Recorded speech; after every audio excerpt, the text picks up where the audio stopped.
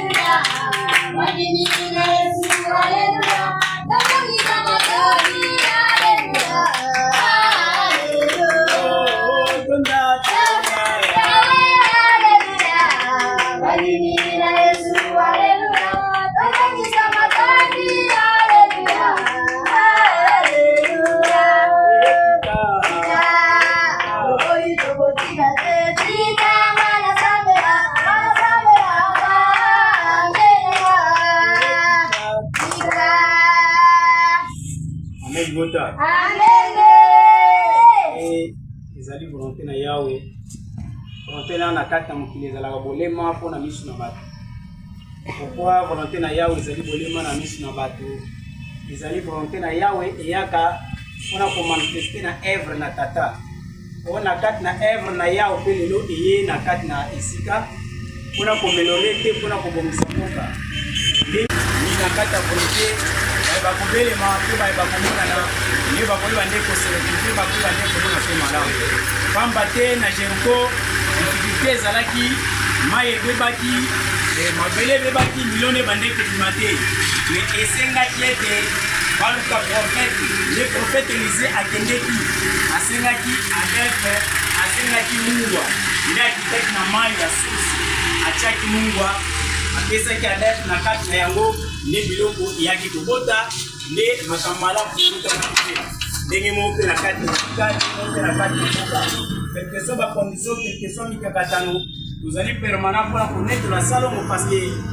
esika tosalaka salongo esengaka mpe mbuma malamu mpe ya komona na kati na esika lelo mpe nde toyaki koresone kozonga mpe meme na territoire talaka motu moi parce que tozosala motu te me tosalela nzambe esi mpona koede bandeko batangani bachef de l'état bisika nyo tosalaka propriété ezali kolakisa ete tozali na bango mpe elongo amen tusenge toli yango wana lobi tomona ngongo malamu samedi tozonga lisusu ate samedi tozonga na prison parce que na kati salite pe eyekoyika na makasi bino boyi makambo ezoleka même na kati ya prison konyata kuna epesaka pe 1 plus na kati na libota. Amen. Tozongisi matende mpa na yawe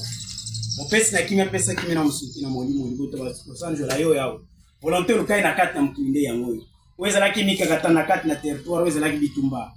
quelque soit bamiango kotelemela bandeko bazokamba na kati ya babiro oyo tambusa mwana boyenge bene mabe nyonso ministre abongisi sur place te me bolingo na likolo ye bandeko manifeste kati na bango misala na bango bakosala mpe kende liboso bato nyonso bakoyamba na biro baya na nkombo na yo oyo bakoya na nzela ya mabe baye bandeko kozwa victoire te me batela bango tambusa bango ndenge otambusaki libota na kala tosengi bongo na komisi na kaya tolobi amen.